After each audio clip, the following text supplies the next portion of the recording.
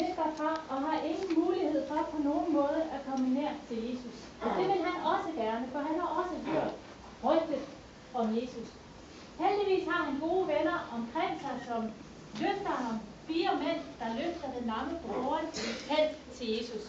Og da de så kommer hen til huset, kan de se, at borgen umuligt kan komme nær ved Jesus, fordi der er så fyldt i huset og hele vejen udenfor. Der er trængsel der. Og derfor så tager de 4 venner deres fantasi i brug. Og de løfter borgen med den lamme op på husets tag, hvor Jesus er.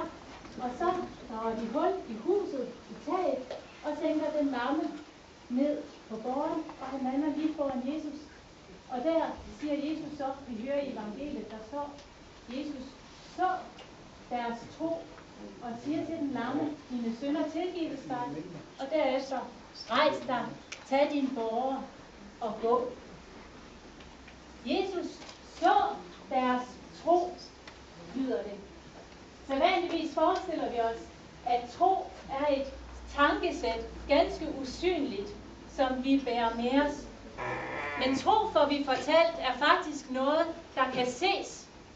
Tro er noget, der ytrer sig i handling. Tro ytrer sig på den måde, at der er nogen, der bærer den lamme. Der er nogen, der gør noget med deres hænder. Det synes jeg er en rigtig vigtig pointe at få med i dag. At tro ikke bare er tanker. Tro det er også handling. Tro det er at gøre noget for nogen og være der for den, der har hjælp behov. For mig at se, så rummer fortællingen om den lamme på borgen i Kapernaum, den rummer hele 2 mirakler, eller 2 under.